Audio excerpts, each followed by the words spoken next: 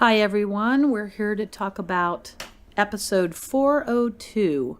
I'm Tony Graffia, executive producer and writer for Outlander. And today I have with me Luke Scalhouse, our co-executive producer writer. Luke's brought a whiskey today. It's his first podcast with us, so he's had the honor of bringing the It's a bourbon. It's a bourbon. It's a Noah's Mill bourbon. We're in America now, so we are doing American bourbons this season. Thanks, Luke. Absolutely. The episode is written by Karen Campbell. It's called Do No Harm. And this, of course, is a reference to Claire's Hippocratic Oath that she took as a physician. And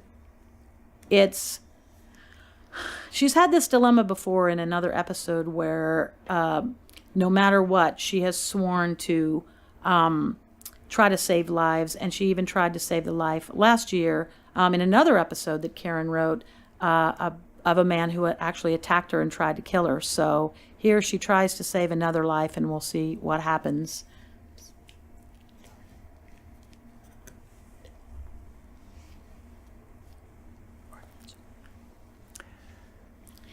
The grandfather clock in the title cards was chosen, I believe it was chosen by Karen. I think so.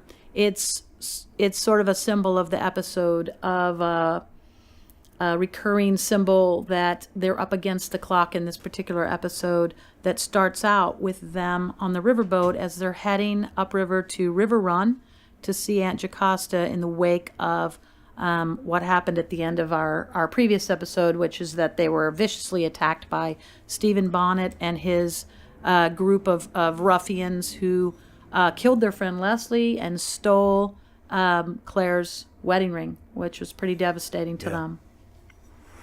And so now they're penniless as they approach his aunt's plantation. Jamie's feeling really bad because Stephen Bonnet was able to take advantage of both of them really, in the wake of the death of their friend Hayes, who was hung in the premiere episode. And they believed Bonnet to be a friend of Hayes, and they trusted him. And now Jamie, who's very hard on himself, can't forgive himself because if he hadn't let this vicious murderer go, they wouldn't have been attacked. He feels really bad about it. But they're arriving now at River Run.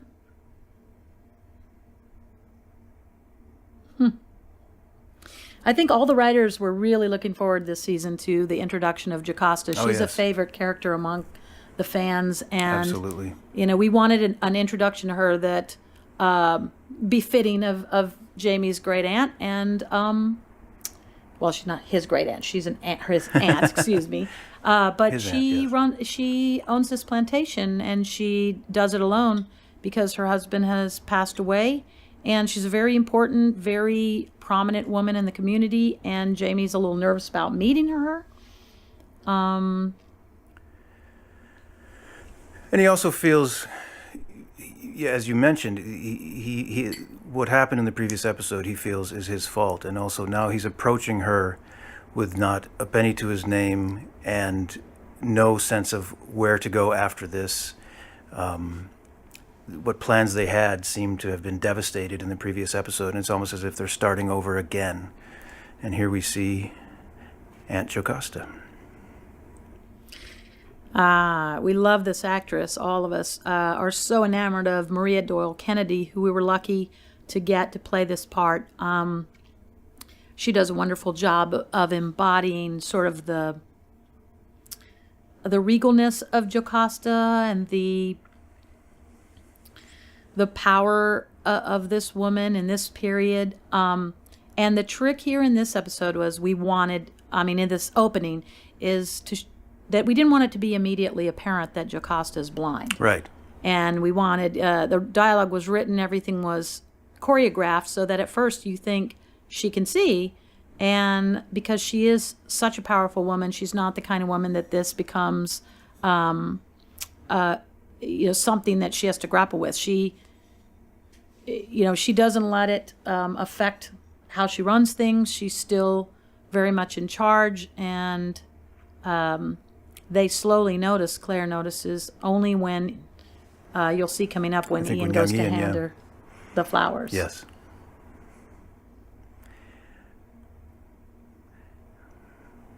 There's a wonderful is not quite the right word, but a turn for Claire here, who is enjoying meeting this woman for the first time, and then pretty soon realizes the sort of place that this is. Yeah. I mean, I think Claire was probably coming into this, the whole journey here, with a little bit of dread in her heart, because she knows what a plantation is, and she knows what's going to be there when she arrives is the slave culture. And of course, Jamie and Claire did see, slaves back in Jamaica last season when they were there for episode 12. So they witnessed the slave market, and realized that in this era, this century that Claire's in, that was a way of life. But she hasn't, encountering it in Jamie's family is especially disturbing to have to go, and I think she's trepidatious about it.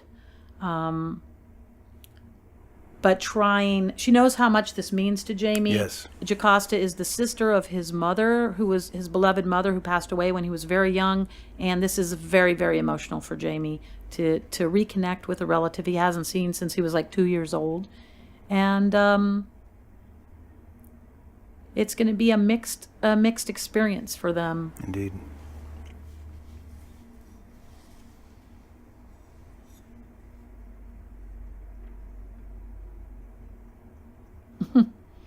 Claire really doesn't want to stay long.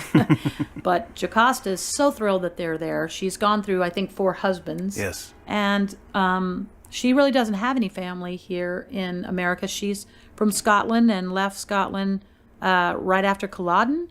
And these are the first relatives she's seen, and the only family she really has. So she's just overjoyed to have Jamie here.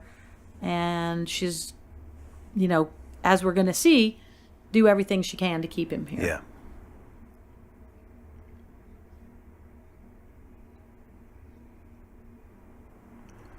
This set is such a beautiful piece of architecture as well. Oh, right. This is the first time we're seeing this It set. is, yeah. Gary Steele outdid himself on River Run. It's beautiful. I know they did a lot of research and said that, the building, it doesn't look like what you would imagine an antebellum plantation to look like, because when you say plantation, everyone automatically envisions the antebellum Civil War period. This was earlier in the 1700s, and it was a little different. It was still grand, but not quite as massive as like Tara plantation. Yeah. And but it's still very, very a lot fancier than what they were used to on the journey up from Georgia when they first landed after the hurricane.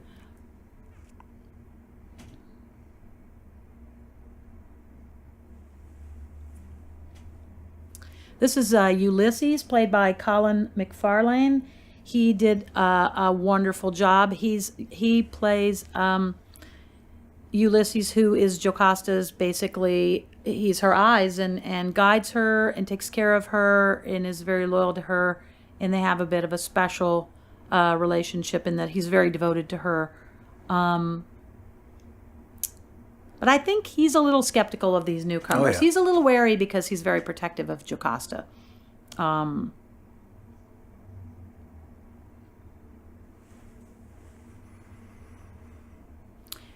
And here we meet Phaedra, who's played by Natalie Simpson. She is such a gem. We were so lucky to find her. She does a lovely job playing Phaedra. And Claire, here's where she starts. She asks the slaves to call her by her first name, which really is puzzling to them. And Ulysses clocks it because people are right away seeing that Claire's very different. It makes them uncomfortable, in Yes. fact. Yeah, they don't quite know what to do with it. It's not something that they've really encountered from someone like Claire. This sort of kindness and egalitarianism, and this is this look on her face where she sees this. Yeah. Well, remember back in Boston, her best friend was Joe Abernathy, Yeah. and they were doctors together, and went to med school together. And it's very painful for Claire. It's a lot to face. When you go back in time, you always imagine how fantastic it'll be. You think, oh, I'll get to see a different world, but you don't think about the things that are awful, the things that have now changed. And she's got to wrestle with that. You think about how if you went back, you would want to change things. You'd want to just scream and tell everyone this is wrong and try to make a change. But if you're one person, you cannot come back to a whole new world and make that change. Although you can try, because often one person can make a difference, and you'll see later what they try to do is maybe make the spark of a Just change. to begin a change, yeah. Here we meet John Quincy Myers. He's played by Kyle Reese, and again, what a gem of a find. We were just so excited. The casting for this season was some of the funnest casting we've ever done. And when we saw him, we were just like, yep, this is That's our guy. Myers. I think he brings like a charisma and a zest for life to this role, and I love the relationship with him and young Ian, because young Ian right off the bat starts to be fascinated with the natives, and we see the beginnings of that here because John Quincy knows the mountains really well, has interacted with the natives, and has a lot of knowledge about it that he will impart to young Ian.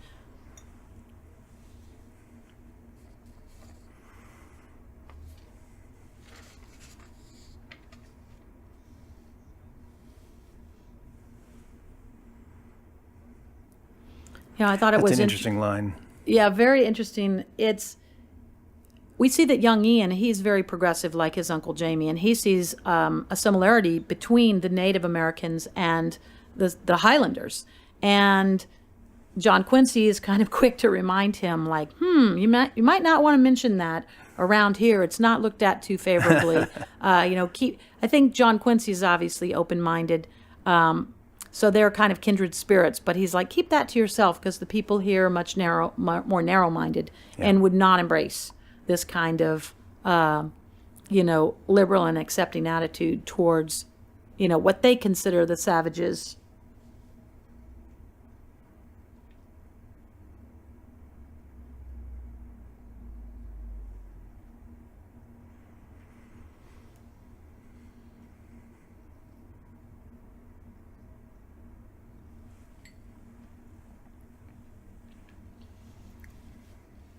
Well, Jocasta gives them sort of a tour, a little rundown of what the plantation grows and produces. Claire, I love it that in the beginning she's really trying to bite her tongue and not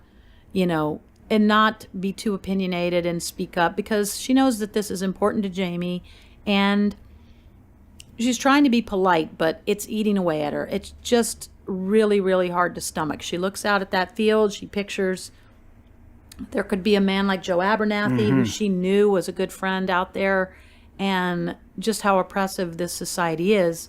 And she's seen slavery, well, once before in Jamaica, and she saw a slave market, and she saw how horrible that was, and she knows what goes on. She knows from history, being someone from the 60s, how long it takes for this to be eradicated. And it's, as you say, just so hard for her. Yeah, Jamie's giving her some looks here because he knows what's coming. He knows how she feels. He knows it's going to be a challenge for her to hold her tongue. And Claire's never been good at holding her tongue. And here she wants to say, it's hard not to ask somebody, how could you do this? And why why are, you okay with keeping people as property? And Jocasta, of course, has no idea, because being in this culture in this time, she really doesn't know any different, and she's only doing what she thinks is the norm, and she actually thinks that the slaves are happy, that she's, as long as she's good to them, that's what matters. And of course, that doesn't count. It doesn't fix things. But it was important for us to play the reality of the mindset of the time, I think. Absolutely. To do justice to this issue, as hard as that was for us, Yeah, we had a lot of discussions in the writers' room about, how to tackle this episode. We knew it would be very difficult. We knew that we had a responsibility here. And, there was talk, of some that thought it was so painful to portray that perhaps we should go a little lighter on it and maybe downplay some of this, especially, sometimes when you're thinking about your characters and whether they're, the word they always use in television, which is likable. The characters have to be likable. And there's a fear sometimes that if they have certain attitudes or opinions or do certain things, that they won't be likable. But you have to be true to the character, and it would be an injustice to try to sugarcoat the slavery issue. And I know that Meryl, Matt, and I, and all of the writers felt very strongly about not trying to sugarcoat things and really playing it as it was, even with all the horrific nature of it, because that's the way it was, and it wouldn't be right to try to downplay it. I think there's been people in all of our lives where maybe we liked them, but they held some crazy ideas or some ideas that we vehemently disagreed with, that we know were wrong. And if you fight with or dismiss someone, you're not going to maybe make a difference where you have a chance to change someone's opinion. And I think that's what Claire thinks, that if she gets to know Jocasta and puts these questions forth, that it could make this woman think about what she's really doing. And so, yet what's interesting about it and challenging when you're writing something like this is that they're in this very polite, buttoned-down society here where certain things just aren't talked about. Yeah. And yet Claire's kind of trying to make points to Jocasta. And so they have this kind of verbal sparring that's going on, but it's all kind of under the radar. It's all like, and Phaedra's there hearing it, and kind of like, Phaedra's got a little bit of a special position with Jocasta because she's Jocasta's personal servant that takes care of her, and they have a bit of a special relationship. And Phaedra's a little bit of a pot stirrer. She likes to put out little zingers and stir up a little trouble here and there. And I think she's very sort of intrigued by this newcomer woman who seems to be challenging Jocasta. Yeah. And she's enjoying sort of the sparring between them.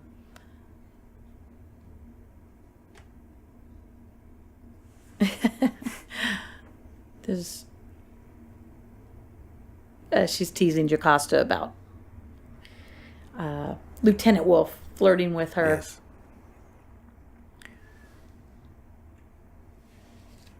Wolf is an interesting character and is sort of... Yeah, the actor that plays Lieutenant Wolf. Yes, Lee Boardman. He was another great find. Yeah. And he has some agenda here that we're just beginning to sort of play out.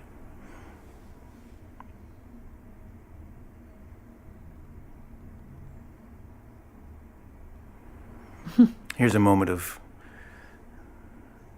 Claire beginning to be a little more direct with Jocasta.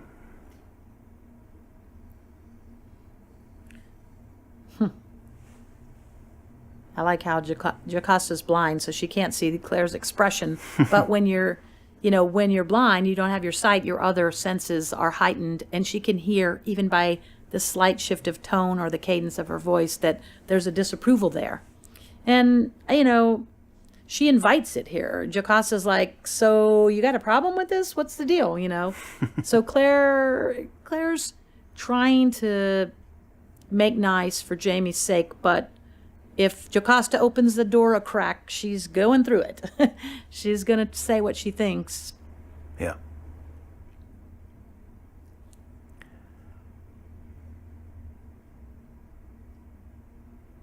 Although I think Jocasta admires a woman who speaks her mind, because Jocasta does. So she can see what Jamie saw in Claire. Yeah.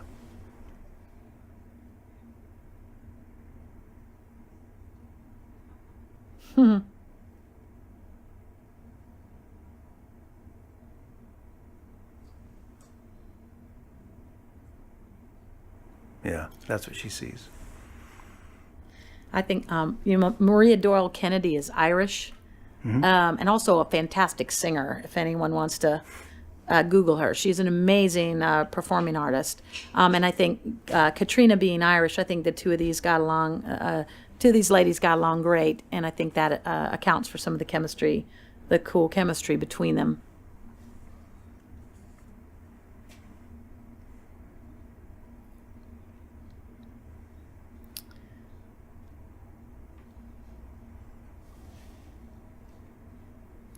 So Jocasta throws this big party. Now, Jocasta, don't forget, is a Mackenzie, and we all know what that means. She's a lot like her brother, Dougal, and she's always got something up her sleeve.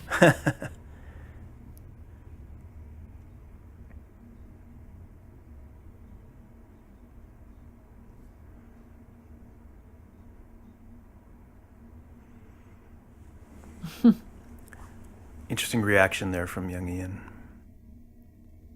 Mm-hmm.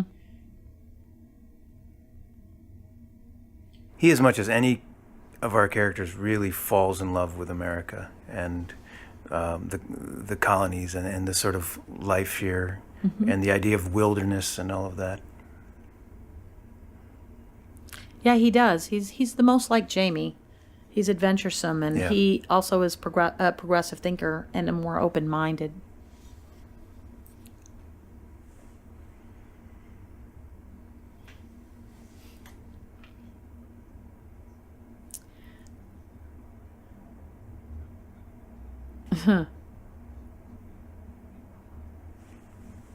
Now here's where she's gonna just gobsmack Jamie and Claire.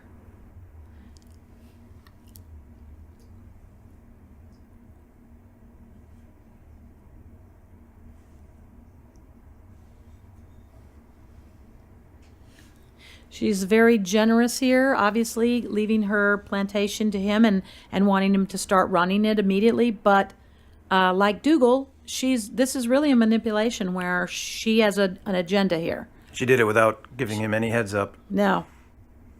And she puts Jamie on the spot, Right. and he's very thrown by it. Claire's not happy at all.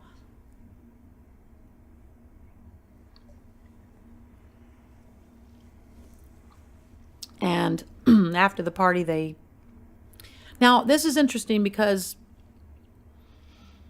in the book, one change that we had, Jamie is offered River Run and says he'll think about it. And I believe they travel a bit, and it takes him quite a while to come to the decision. He takes weeks.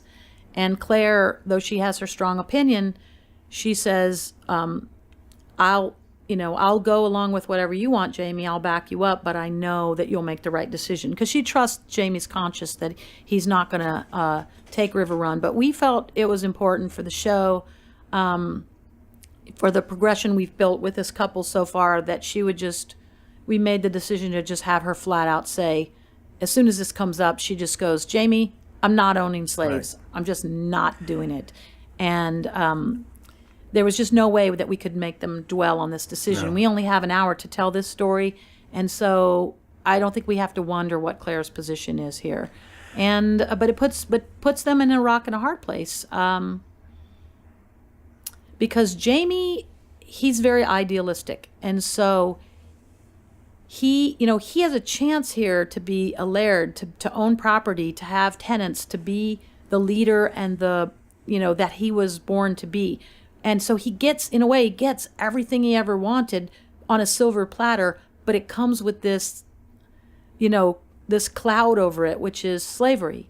And he doesn't want slaves any more than she does, but he sees it as an opportunity to maybe they could do something to change things here. Well, that idea that you could light a spark that causes a larger change Yes. down the road, that it does take one person to begin the change for good. That's right. And we actually struggled a lot with how to portray this whole sequence, and I think it was Matt that came up with put into words the idea of a spark, because they're not so naive to think that they could just come and change 13 colonies or the entire new world. They can't just come with their progressive ideas and change things, but if they could just change one estate, one plantation, and say, I'm going to do this differently.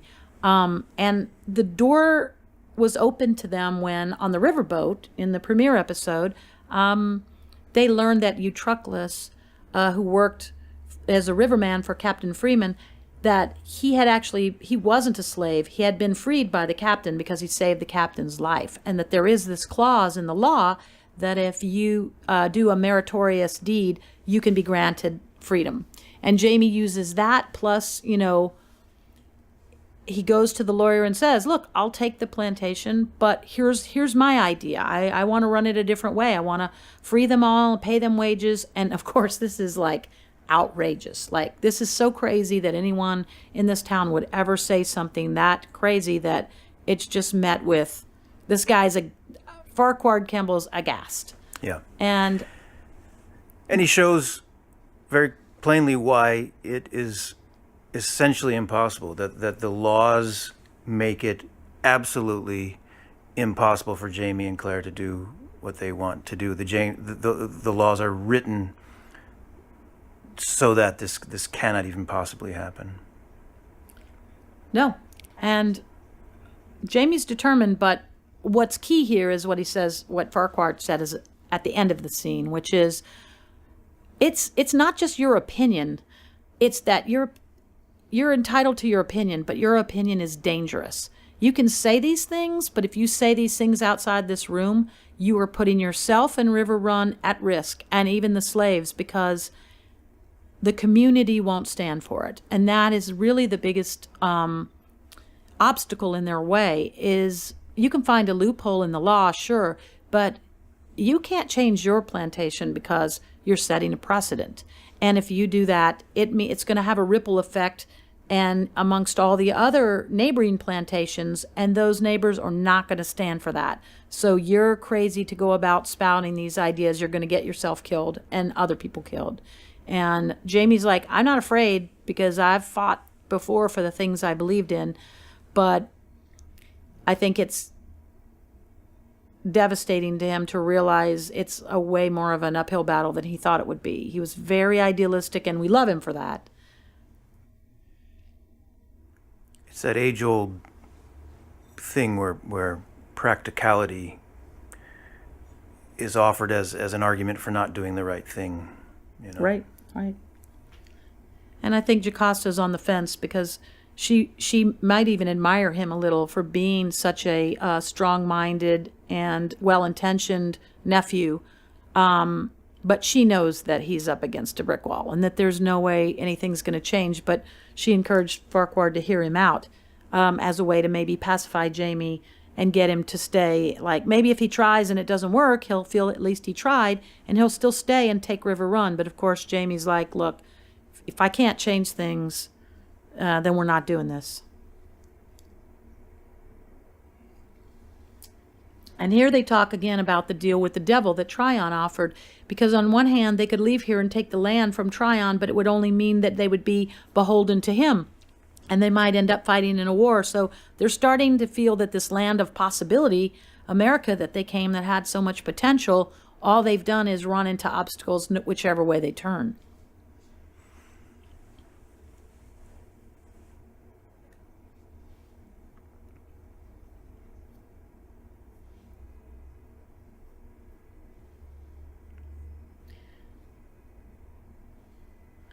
Well, now they're about to come up against the thing you were just talking about, Luke, which is the laws of this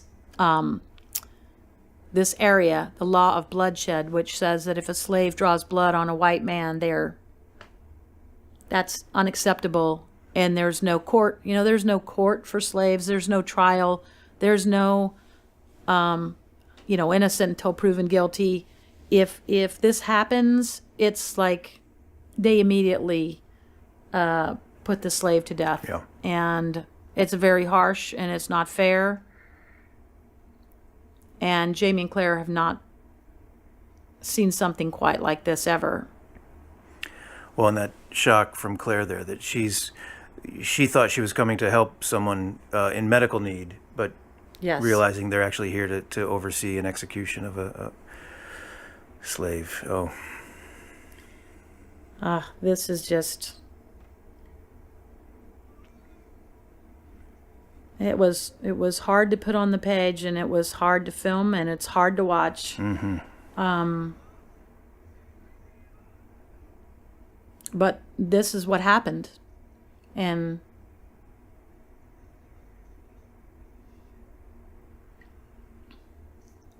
now here is our biggest change from the source material. In the book, they take Rufus down, and Claire tries to minister to him and save his life.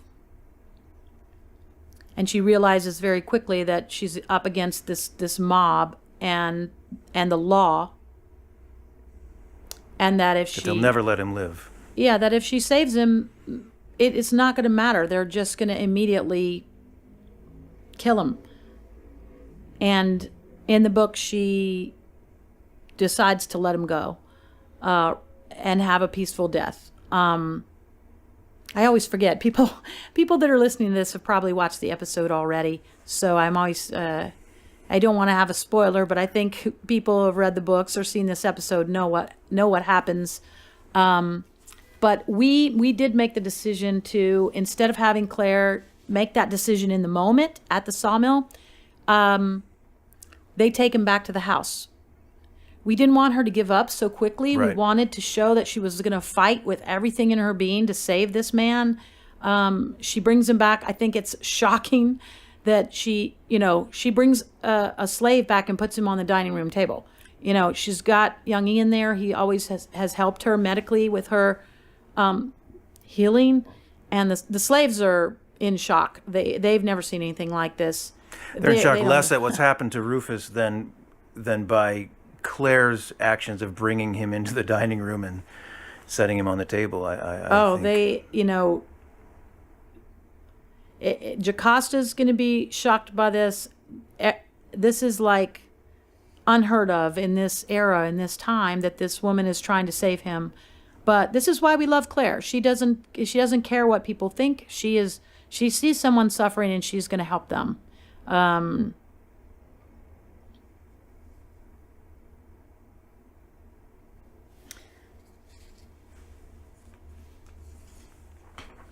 This actor, by the way, Jerome Holder, who plays Rufus, in a very, very difficult role. I can't imagine what it was like to even have to act this part, but he did a phenomenal job.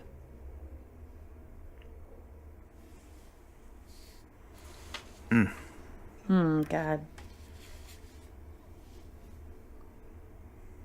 This is brutal, and again, this is Outlander, so, we don't shy away. We've seen a lot of brutality. We've done a lot of episodes that, where there were horrific things happening, and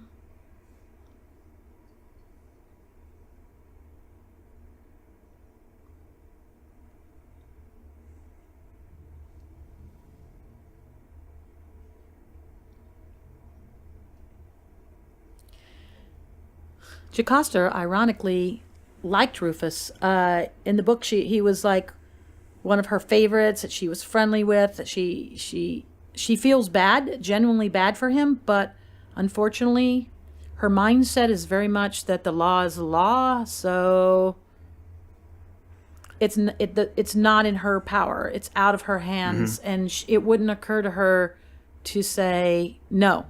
I'm not going to allow him to be killed, because she has to abide by the laws of the place that she lives. And again, it's the practicality of what this means for her plantation, for the community, for the other slaves, and that is what she is thinking about, what is going through her mind, and how that keeps you from doing the right thing. yeah, she's put in the position of having to sort of defend Jamie by saying, she's basically saying, don't mind him, he's an idiot. You know, he's my nephew and he's got some crazy ideas, but he has good intentions, but he just doesn't understand how we live, you know. And Jamie kind of has to sit still for this in this moment. He's trying to figure out what to do. But she's trying to, get him a pass on this by just saying he's not familiar with our ways.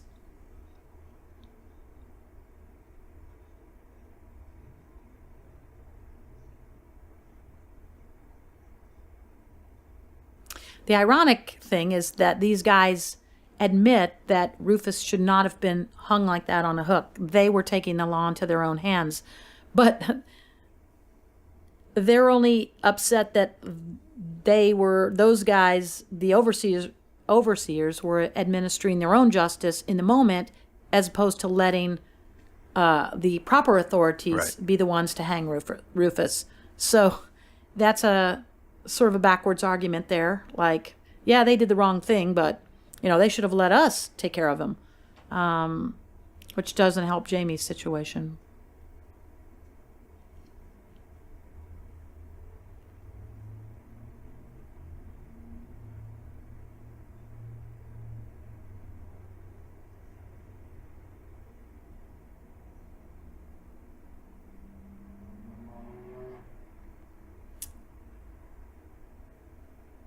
So, I mean, Claire and Jamie,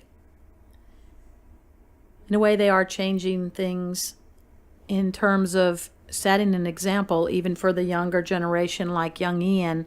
He would have maybe lived his whole life on Lollybrook on a farm and not had these travels and these adventures and been exposed to this. But when he sees the bravery and the dedication of Claire to her medicine, and when he sees their progressive ideas in action, he embraces them, and he is open-minded, and she's changed him in his life, and in some small way, that's doing some good too, because I think he's like, wow, he would have never had a chance to meet someone like her or learn that there's a different way of living out there.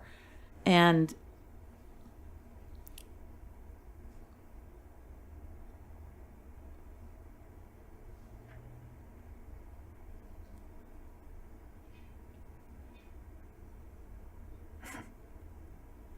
Good line. I like that look from young Ian too.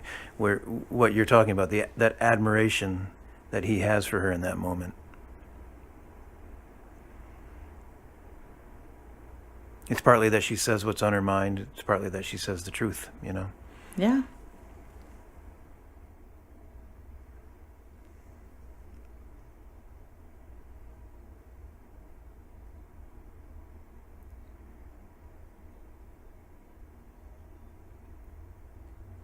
This is a good bonding moment for Claire and Rufus, because here's where she learns that he doesn't even have family here, that he was stolen from his family, and that he has a sister, Abena, and that he has memories of her and him playing as a child.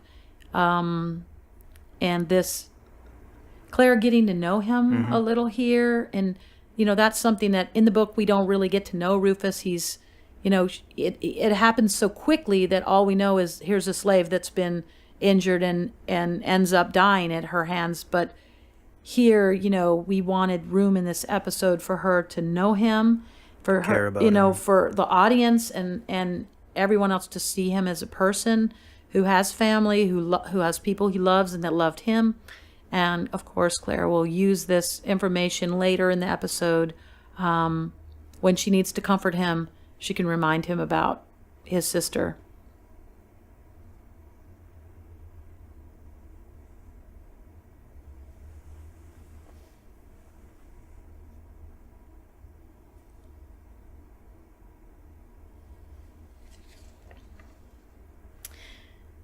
Actually, in the book, this incident happens before the party, before Jamie is given River Run. We swapped it up and Oh, yeah. did the party where he's given River Run so that he could have a little bit of hope that he could change things, and then this incident becomes an escalation where he realizes, good God, if this is happening, how am I ever going to free 150 slaves when this kind of thing is going on? Now, this scene here with Ulysses, I think was one of the favorites of the writers because you don't expect this from Ulysses. You expect all the slaves to be on her side and to be, good for you. You're trying to save our brother here, but he doesn't see her as this like white savior. He is been here a long time. He knows how things work, and he is outspoken and maybe senses that he can speak her mind with her because of how open-minded she is. And he tells her what's what. He tells her, listen, you didn't necessarily do a good thing here because they're going to kill him anyway. In fact, they're going to kill him in a worse way than he would have died if you would have just let him go back at the sawmill. And that is a very harsh thing for Claire to hear, but I think this is one of the key scenes in the whole script that she hears the truth that she's swimming upstream here. There's no way she's going to win this, and that even the slaves, they're not grateful and cheering her on for what she's doing. Not that they don't maybe appreciate it down deep that she's trying, but in some ways, in a lot of ways, sometimes people that come into a place that they don't realize, where the minefields are, sometimes in trying to do good, if they don't do it in a certain way, they can actually make things worse for people. And so I think it's important to show that, and that we do that a lot on our show. We just not just like, hey, these are the heroes that come in and fix things. Some things can't be fixed that simply, and you need to see the reality of what they're up against. And so not every episode is a win. Not every episode has a happy ending, and this one is not going to. I think we all know that. Jamie. To bring this news to Claire, yeah. Really hard. And there's the clock on the episode. We have until midnight, Claire.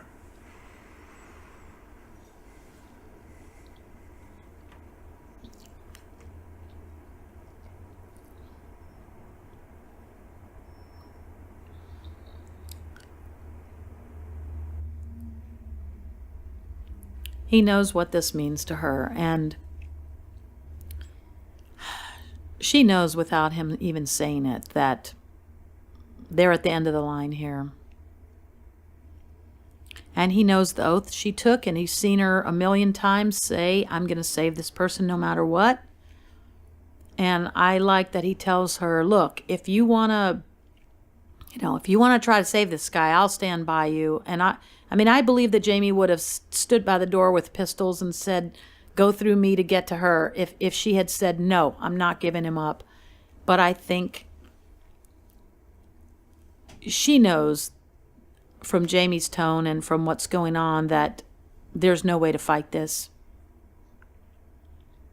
In fact, it puts the other slaves at danger, because apparently they had a law that if for some reason that slave wasn't able to take his punishment, they would just go kill the others who were there that day, or his family, and make them pay. And that made the slaves reluctant to try to escape or dodge any kind of punishment they were up for, because they knew it would fall to someone else that they cared about. So, and here comes the angry mob, which is also not in the book. But we thought it was important to show that that's one of the big obstacles here, is that The other plantation owners, the townspeople, the people in the community that are going to be affected by this and don't want it to happen.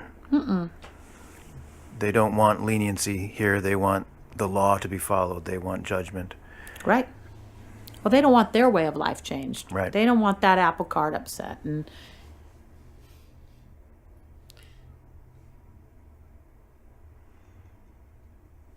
I mean, they're outsiders here. It's very funny, but not funny, but ironic that here Jamie's an outlander.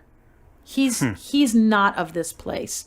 And so he's experiencing some of what Claire experiences of being the stranger in a strange land, and they're not going to let this guy come and tell them how they should run their plantations and their lives with these crazy new ideas.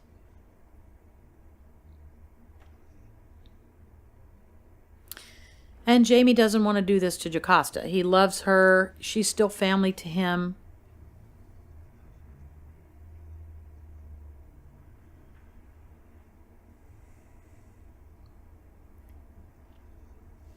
He comes up with this idea from, do you remember how Claire did From this season 2?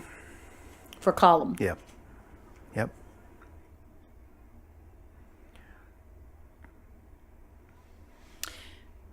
This scene was actually added late in the game. I remember that we were in the room with Claire, Jamie, and Rufus for so long, and we could hear the mob outside, but I believe when we were watching some of the dailies, we realized we need something to cut away to, and Karen added this scene sort of at the last minute and said, let's have Jocasta go out and try to pacify the crowd and hold them off to give Jamie a chance at time. solving this. Yeah. And to put a literal clock on it. Yeah. That we wanted that literal clock. That's why we feature the grandfather clock in the episode.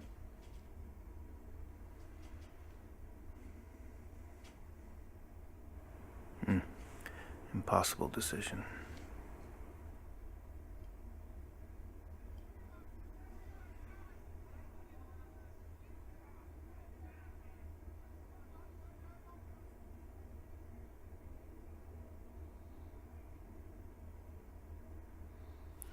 It's just insanity.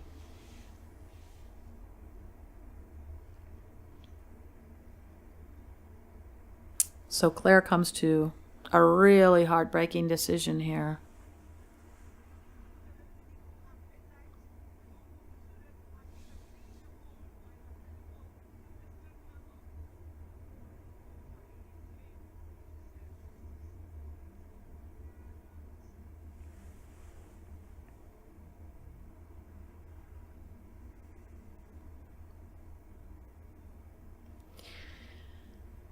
Well, the best thing she can do for him now is to give him this peaceful death. And that's again why I think the scene with Ulysses was so key. Because basically, even he said to her, don't let them tear him don't let that mob tear him to shreds. And, She knows what awaits him.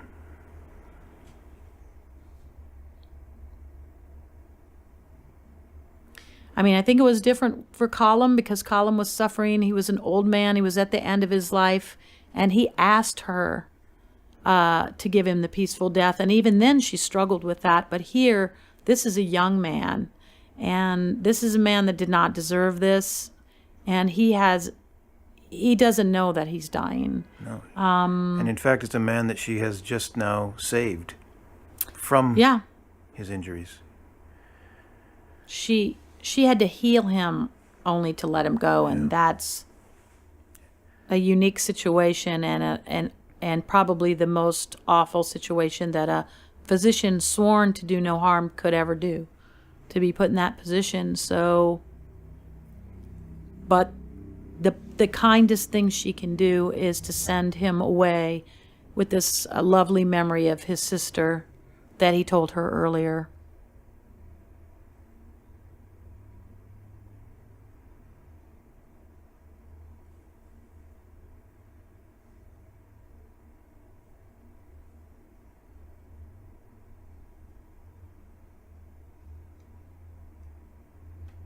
Again, this actor did such a amazing job, and Claire holding his hand there, the black and white hands entwined. Actually, we have that in our main title for this That's right. season because That's right. it was an important part of this season, the experiences they had in these early episodes with slavery in River Run.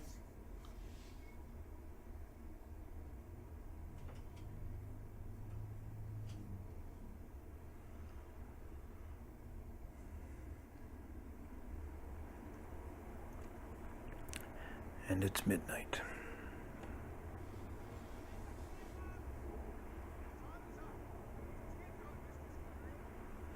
And they don't give even an extra second. It's just awful. Yeah.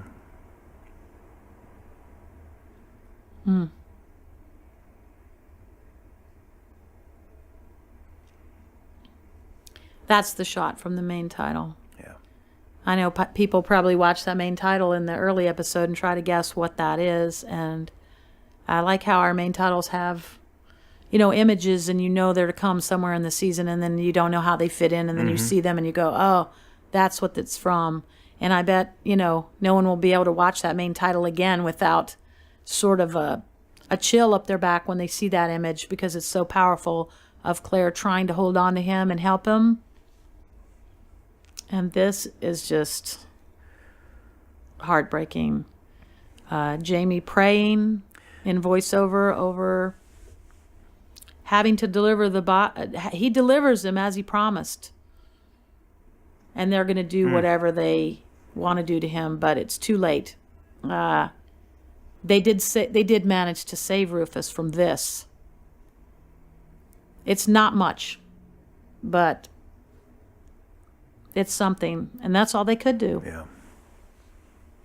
And the looks on their face, just this shot, the looks on these faces, It's just so hard to watch. it's very hard to watch. It's like,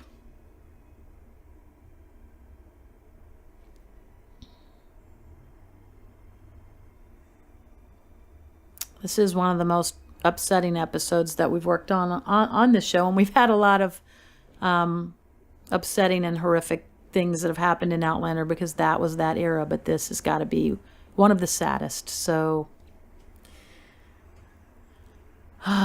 there you are for this week, episode 402. And thanks for being with us. And we'll be here again next week. Thank you. Thanks and good night.